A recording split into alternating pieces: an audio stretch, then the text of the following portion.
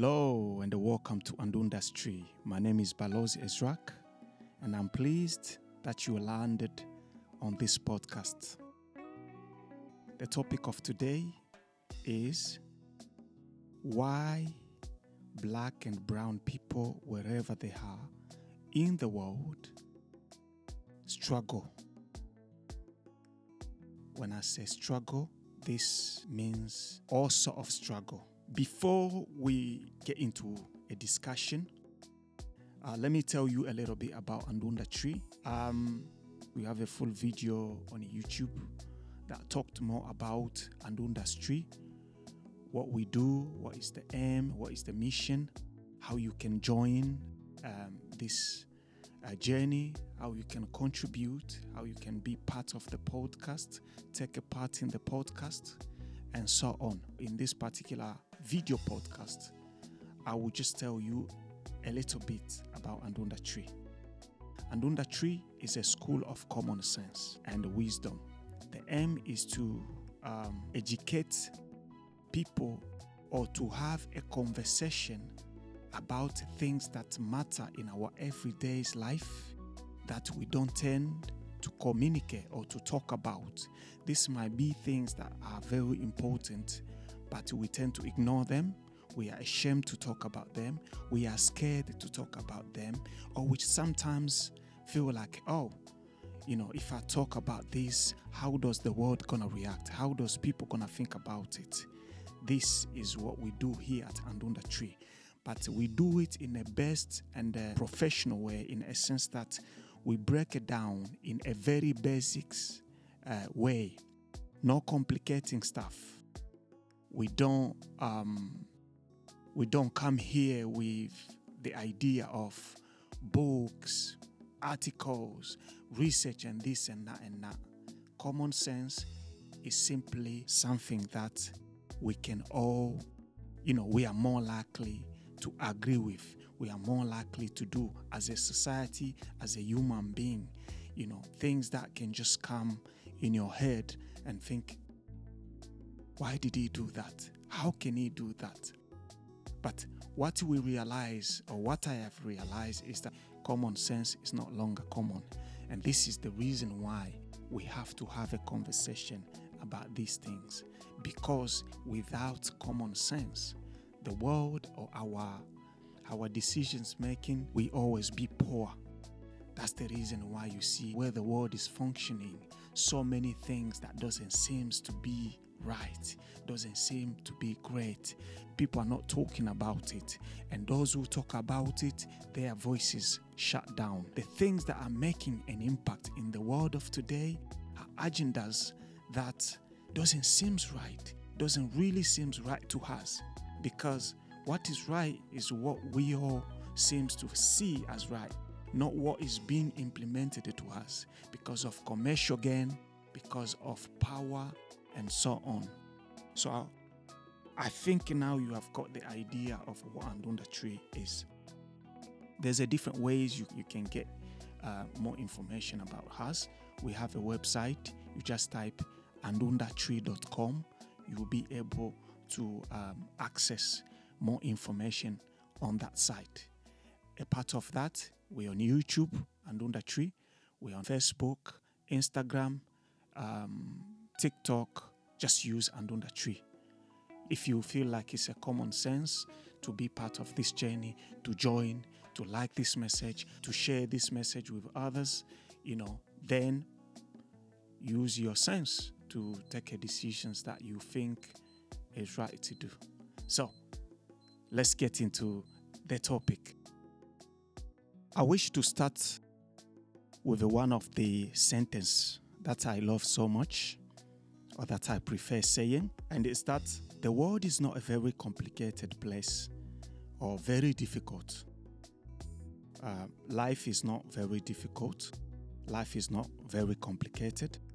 But we, the human being, makes everything that exists in our world very difficult and very complicated, based on our choices and our decisions making. If we can all have better or this type of common sense, we would live in this world a different life. Every creature would survive and would live a better life. Now,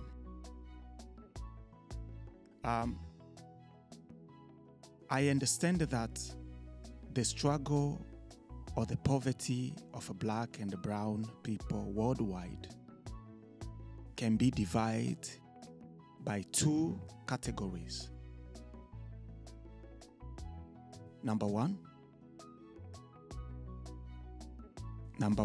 is what has been done to the black race by other race. And number two is the choice that black and brown people are making. And this also is being impacted in some way with the first choice.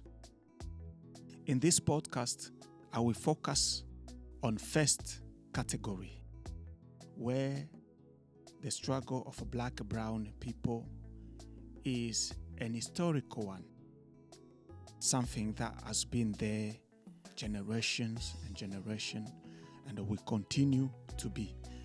I will have another podcast where I will discuss more about the struggle and the poverty of black people being their choice.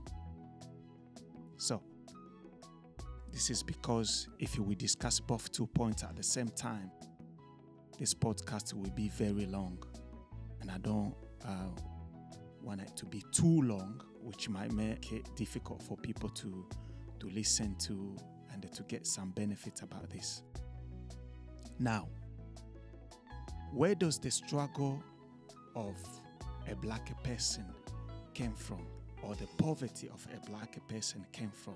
I would say it starts from slavery.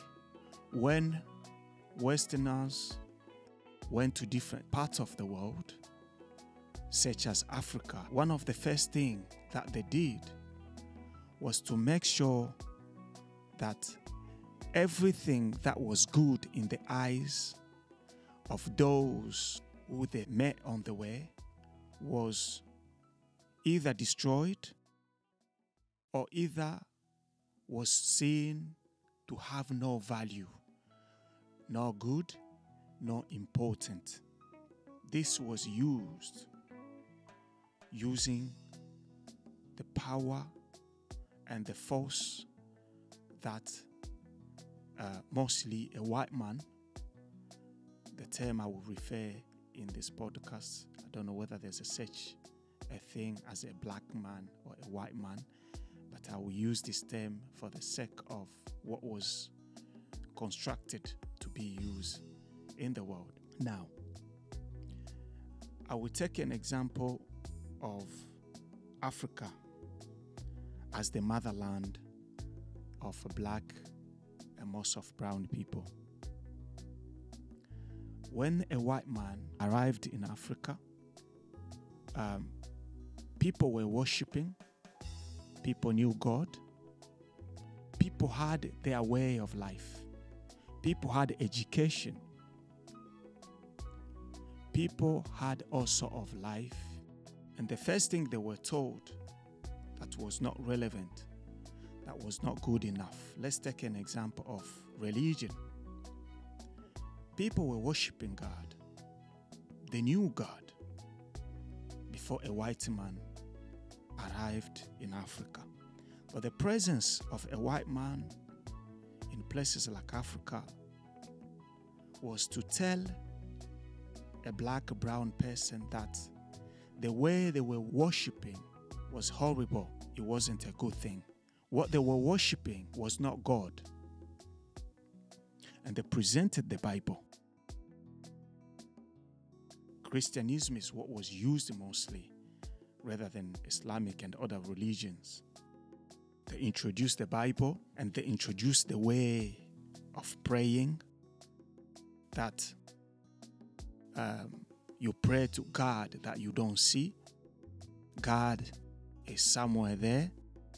is the creator of everything, and Jesus is somewhere there. What this did was to make sure everything that a black person or a brown person knew at the time was being removed away from the existence. Like I said, there was influence and force that was used between these moves. So, that's the first thing. Imagine the way of life that you have known generation of generation. And today somebody say, whoa, listen, why are you eating with your hand? You should not eat with your hand. You must use forks and spoons. What do you think that does to you? If you are a parent and somebody just come and tell you that now you have to go and explain these things to your children. Practice how to use a fork and spoon, looking like a fool in front of your children who you have taught all these years. How important, how wonderful, how beautiful it is to use your hand to eat the food. Psychologically, from that moment, you are affected. This is just one particular example. I've given an example of religion and all sort of educations. There's so many things that you found in the Bible that was explained, but you know, the person who's explaining and the person who's being explained to have a different reality. Somebody knows and somebody doesn't know. There's a speaker and there's a listener. A speaker knows when to lie, when to say the truth, when to say what he or she wants to say, what to leave it behind. But the listener always found it difficult to manage what is being said. Imagine you are being told something that you never imagined. You have to imagine God is somewhere there. You have to start imagining, then how is this God? Then somebody come with a small book that you never see before. And he says, you see, if you read this book, your life won't be the same. If you sit here and pray, your life won't be the same. You know, back in the days, you hear many black, brown Africans, they would go to the mountain. If it's not raining, they will go to the mountain and pray, and the rain will come. If there's no food, food will come.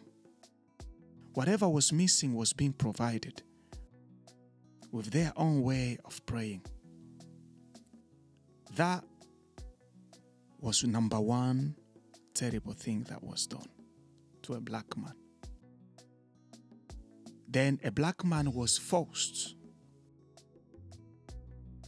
to give other black people away. And when those black people were taken and sold to many other parts of Europe and then America, there was a constructed story that was constructed, which was that black people in Africa sold their sisters and brothers as a slave. But if you think about it, can you sell somebody who is forcing you what to do, what to give, who has all the power towards you? If you mess around, you don't work, you lose your head, you lose your arms, can you describe that as a selling? Who set the price? Who came with the idea of selling? Why did they not just say, we would like to take you and negotiate from there? But the idea has to be used as a selling for the future reference, one might say.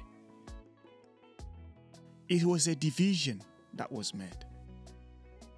It was a way to destroy life on a black man, meaning that you destroy everything that you met, the houses that were there, the transport that was there became useless or meaningless, and a new way of life was introduced. Now, a group of people have had to be taken away, separated from families.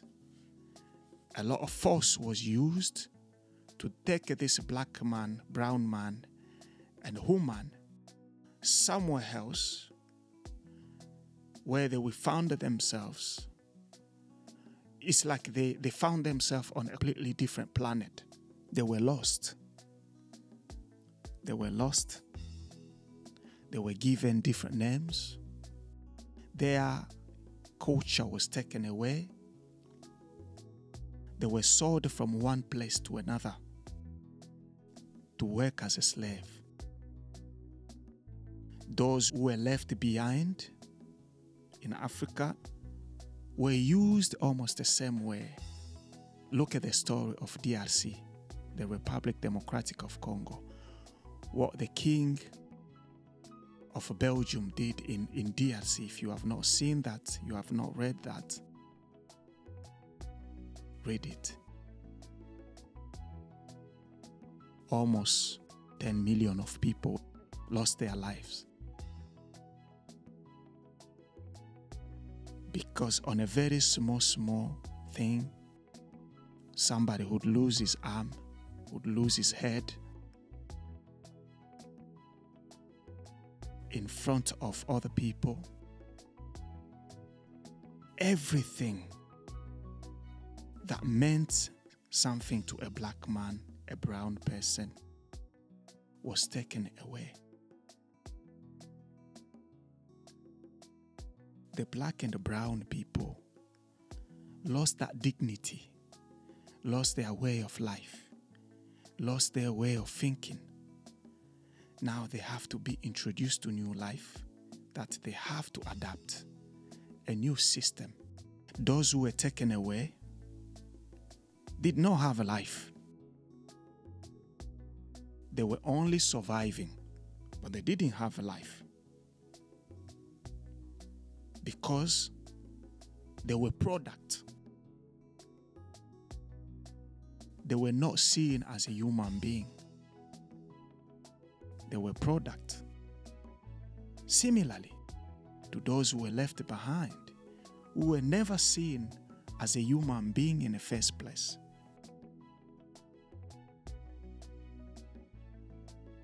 This is something that took years and years.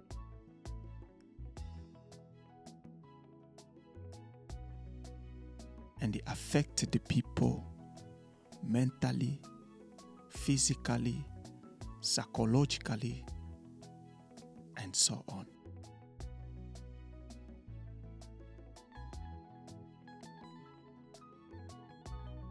Then,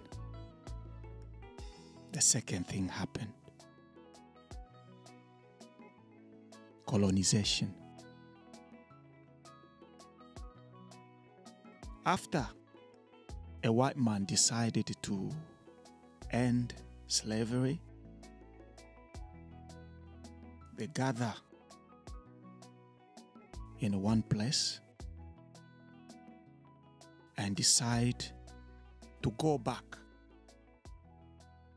They decided to share the world as they wished, and they went back to colonize the same people that they destroyed for years. They just flipped the card. Yeah?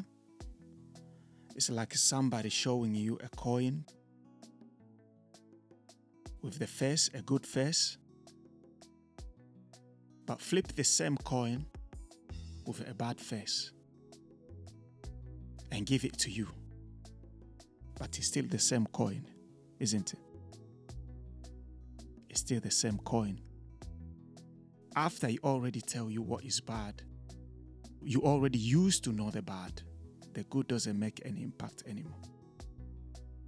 But this time it was different. It was terrible versus very bad. This time, again, it was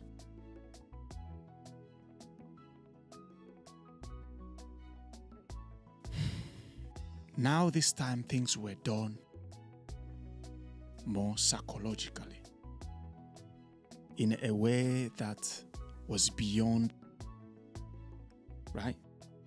Not openly, but on the dark surface. Colonization, it means still black and brown countries had to continue following what a white man said. Only what a white man said or saw as good is the only way, or is the best way. So this has been done generation after generation. The same culture continue, never changed. It is that this time they can do it even from distance. Before, they would have to have a people there during slavery. But this time, somebody who's in New York, if he wished to flip the life of the people in Kenya in few seconds, he can do it. They had to come with a system that they created. They created organizations such as the World Bank, the UN,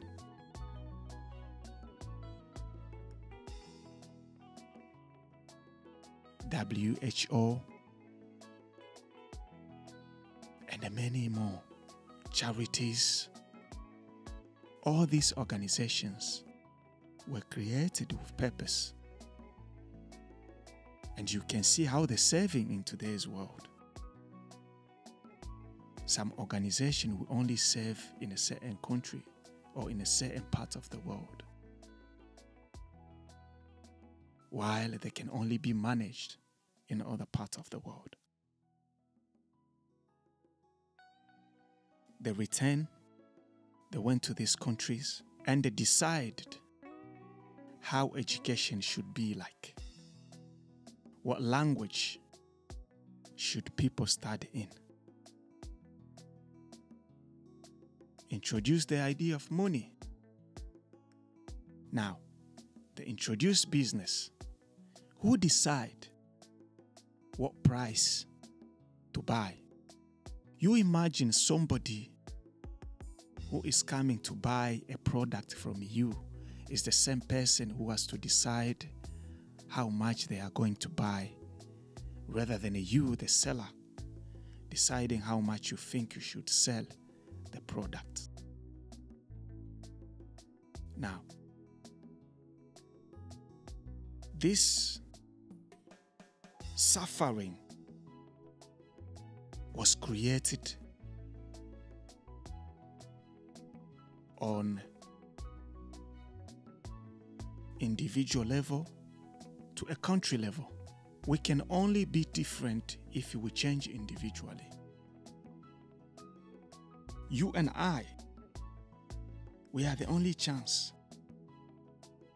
that can make a world a better place or destroy the world. Why? Because our existence starts from you and then I, right? Individual.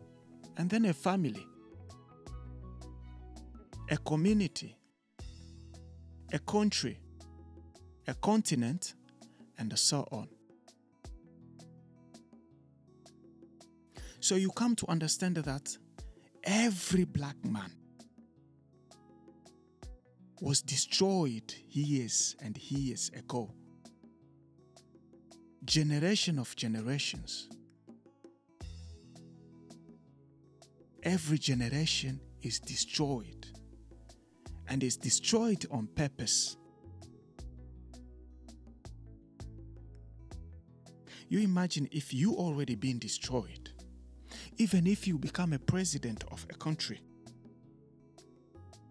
and you are in the same system put in place for you to follow. This is what we normally hear. I'm not a politician, but you hear this. In many poor countries, as soon as somebody is elected to become a president, the so-called powerful Westerners, countries, are usually already there. First of all, their contracts are already on the table. They look whom I have the chance to win. And before you even become anyone, they already propose things for you. Because you just become president. How are you going to run the country when your party, for example, might not have money, because money has been put as the way forward for everything? And these are the propositions that we offer you. Look, we provide security for you. We provide, if we give you this economically, you do this or that. Or they will choose to work with who themselves call dictators. But these dictators are put in place by them, and they will give the dictator the ideas of how they can stay in power while they focus only on themselves and their family and forget about the rest of the country. You imagine if a president somewhere can stay in power 30, 40 years in a very poor country that is moving forward by the help or aid which them sent to you. That president can do different things. Their nose is a dictator. But how do you think that president is staying in power? Because they support that president, of course. It's no longer a secret. Look at the president in Africa.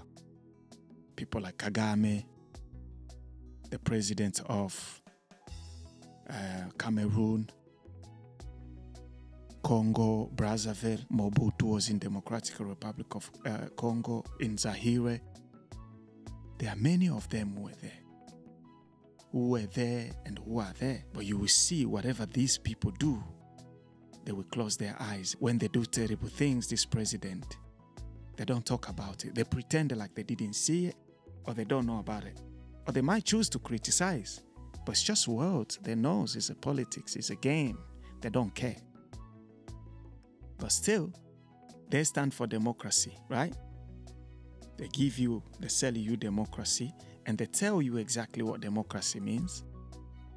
But on the other hand, they support those who doesn't even follow democracy or democratic ideas, system after system that is not there to save you as a black, brown person. And this is the struggle of both those who are in places like Africa and those black, brown people who have found themselves in different parts of the world. Whether you are in Europe, whether you are in America, you are in a country with a system that is not built for you. You found yourself, everything come as a second place. First, psychologically, you are affected because your father, your grandfather, your grand-grandfather, all what they knew was the suffering.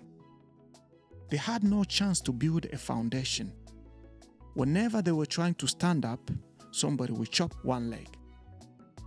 That means the child of this grand-grandfather will come and start from the scratch again. Who do you think this man is going to blame? His father, who didn't do nothing. who was lazy, who was this. Even though the father was fighting, the mother was fighting all the way it could, but it never worked. This child, who's now a father, will go through the same route. He will end up the same. He will have children with no future, or with a broken future.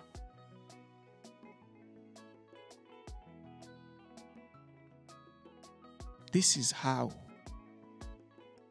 people have been affected. You realize that worth is something that is passed on. Not every white man family is a family of millionaires. Europe was once very poor, and many other parts of the world. But they knew development. Then this other part, I'm not going to look at the history of other empires we are talking about after the time of slavery. You realize that economically, the father of your father didn't leave nothing. Your father didn't leave nothing. Even you fight yourself. Then you come to see a lot of reality, even with first days. Look, life of black, brown person. If you look in many developed countries, they are more likely to be stopped by police, even without doing anything. I have been a victim of it several times, even walking on a road. Psychologically, that affects you. You might think that is nothing, but it affects you. Now you have to watch how you walk, where you go, what you have to do. And then you found that places like US, the majority of the people who are in prison, they are what? Black people. And the majority of these being men. And when you take the fathers, the majority of the fathers, you put them in jail. What do you think will happen to that family? It's a family that is already affected, struggling. Now you go and separate, you take the lion. The person who's supposed to be fighting to feed the family, to educate the family, to lead the family, that leader has been taken away. That family is destroyed again. Before you know it, that mother will lose the capacity of the way forward. Before you know it, that mother will have social workers, this and that, police and that, who will tell her, oh, you can live your life well and this and that and that. You don't need him. You don't need him. He's a criminal. It's this, it's that, it's that. And our women, since the majority of them have got into this system of loving to just follow whatever comes, yeah, you will see them there everywhere. The child will grow without the presence of the father in the house. What capacity or way of thinking do you think that child will have? He is destroyed. By the time he turns as an adult, he will face the same problem or same problems. Systems that are built to destroy a black man and a black woman. And this happens every day. As I am talking, it's happening.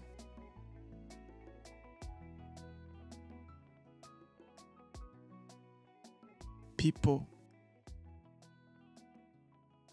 have become victims of racism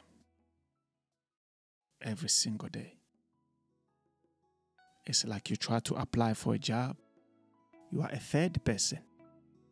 You have to present and have things that will qualify you. You have to work almost 3-4 times to compete in a position that a white son or daughter of man and woman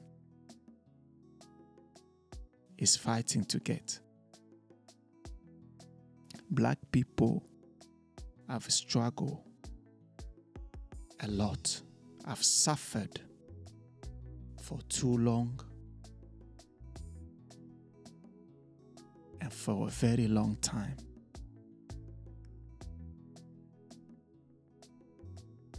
Remember, I said this story is divided in 2 parts. There is a place where I feel black people have become the cause of their struggle today because they wish to continue living that way. This battle is not an easy battle. What has been done to a black man and black, brown, generation after generation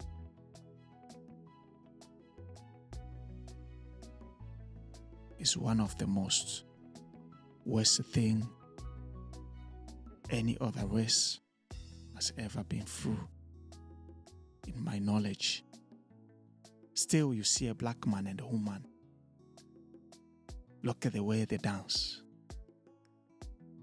They're always more likely to look as the happy people. They become as the party people. Smile and the joy, happiness. They can't find themselves anymore. Black people have lost it. Who wouldn't? The majority don't even know the difference of where they're going, where they're coming from. Why? Because a black man lost the culture. Black man culture. And when you lose the culture, you lose you. You lose who you are. Where do I see the origin of the black culture, brown culture? Africa is the home of a black person. That culture was lost. The little that is left behind can be fought and correct, because those who destroyed it in the first place, they will still continue to try force that hand to destroy it. We see it with the politics, the West versus the rest of the world. Their agenda continue when a country refuses a certain way of governing. That country become an enemy. That president become a terrorist. That president become a dictator. Those leaders become rebels. All these are systems that are in place to destroy you, a black or brown person, or any other race that is seen as poor or developing countries.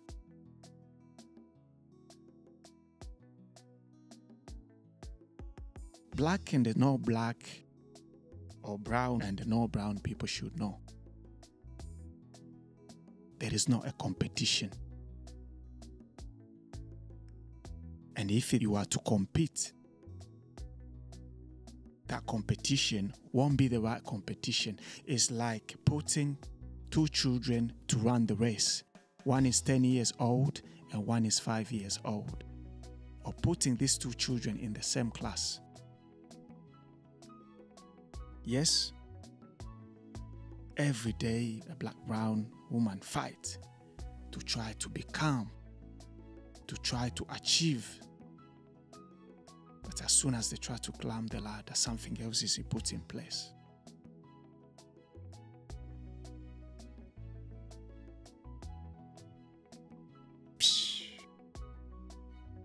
It brings you down. Now, you as a black and brown person, you as somebody who is in developing countries, who experience colonial root, slavery, and those who are not part of this group, but who wish to make the world a better place. This is our conclusion. You have to change.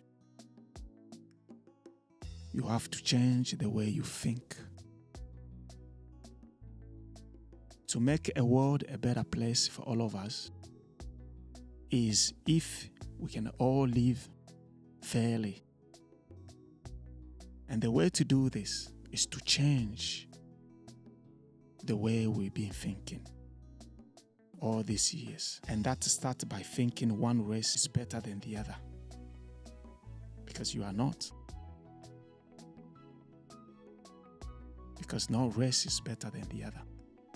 In contrast, some of these agendas, one might say, or this system are put in place because the one who put them in place knows the capacity of the other group. One might say, you are scared of what the other group might do or might become. But we both know the black and brown people have no intention to overtake the world or any other part. They are on their knees. They just want to live fairly. Those who have their own country should be left to govern their country. Work with them as partners and not working with them as one is there to provide aid, the other is poor. Because the poverty that we are talking about, like I said, is not an economic one. It's a mental one. The poverty of a black or brown person is in the brain. And it needs to be removed, cleaned. And that's why I call it a fight, especially for the black brown people. If you don't change the way you think, the way you see things, starting by you yourself, things will never change. If you look the way the world is going, I often say we are going backward. Technology is progressing, but life itself is going backward. Why I say this? Everything we were told this was bad is now becoming good. And things that we were told is good are becoming bad. If you look at where the world is going, there are those who would imagine or think that we are going back to slavery because it seems that colonialism for some people is not benefiting them enough. So, let's change the way we think. Let's change our way of seeing things. You have to know your identity, a black and brown person. You have to know who you are. That's the reality. Wherever you live, whatever family you live with, you might think you have made it. You now have money. Your life is better. But mentally, you are not better because you're living on somebody else's system.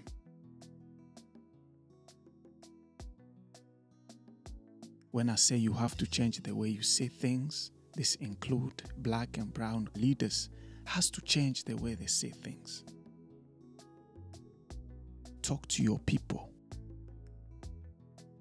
Listen to your people. Your people knows poverty. And if the money doesn't come from somewhere, they will still wake up the next day and continue with life. Just make sure you explain to them what is happening. Even animal listen.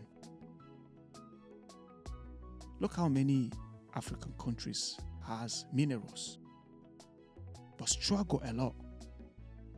They are the most poor countries you can ever imagine. Why? Because they don't eat minerals. Those who want minerals contribute to other factors that bring poverty. So let's change the way we think.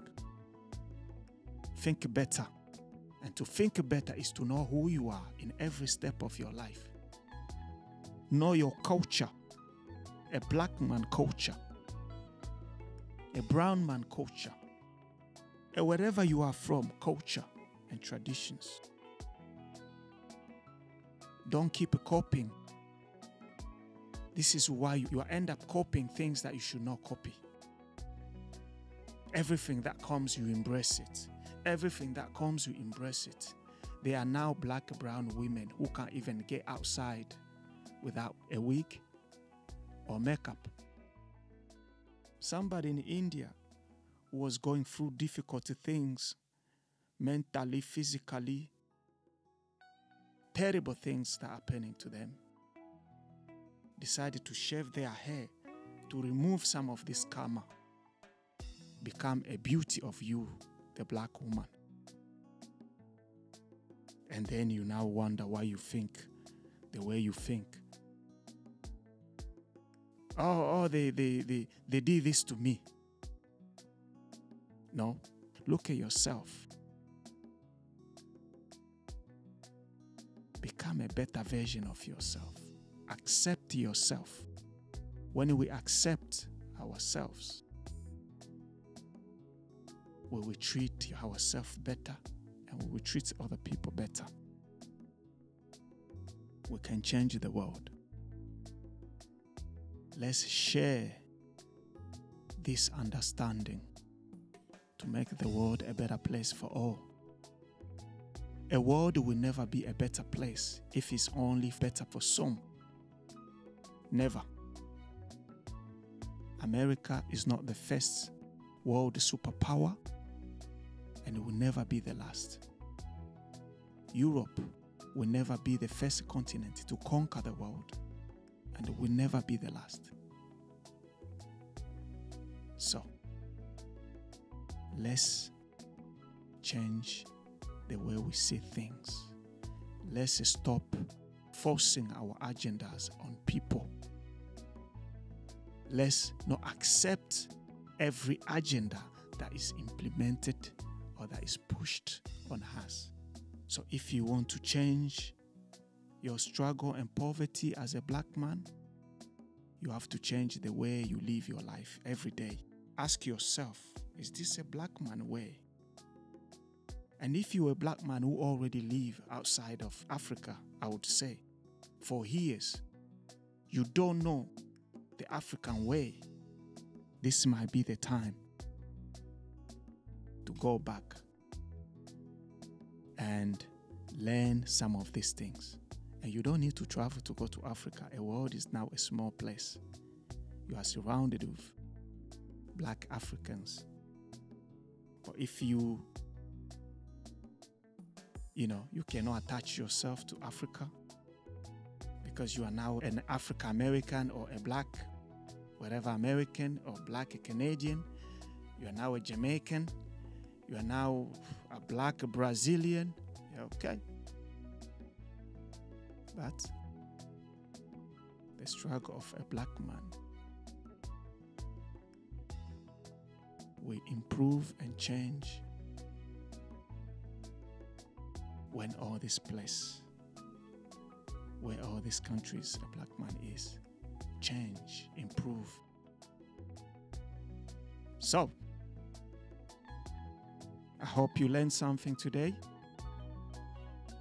And like I said, you see how simple things are. But these things have been so complicated. The struggle of a black man. Look how we summarize it in a few minutes. In a very simple, basic way. This is common sense. Although, you see how common sense is not longer common. And when it is easy, explained, broken down, this is the school and the education you need. Truth, honest, and things being said as they are. This is the reason why it is important we share this information between us. Depending on what your sense tells you, then you might decide it will be important to somebody else to hear this message. Share your opinion with us on whatever platform you found yourself on among these few platforms I mentioned. Our website, andundatree.com, our YouTube, Instagram, Facebook, TikTok. Just type Andundatree. Share your thought. Let's educate ourselves, because it is only education that we solve problems. And when I mean education, I'm not talking about going to school, going to college. That's a different system. This here is the way forward. Okay, just like I said, this was part 1 of why a black and brown person struggle everywhere around the world. This was one side of the story. Part 2 story that focus mainly on how black people contribute of their poverty. These two topics have a conjunction, but they just have a different way of looking them. Or this one is another way of looking at what I just said in this podcast. So it would be nice if you can check this part 2 out as well, because then you have full understanding of why black people and brown people are more likely to struggle. I found almost every black person has this struggle I'm talking about. Either is going through it or has been through it. Every black man and black woman knows this struggle. So check the part 2 to educate yourself better on this topic. Thank you so much, and one love.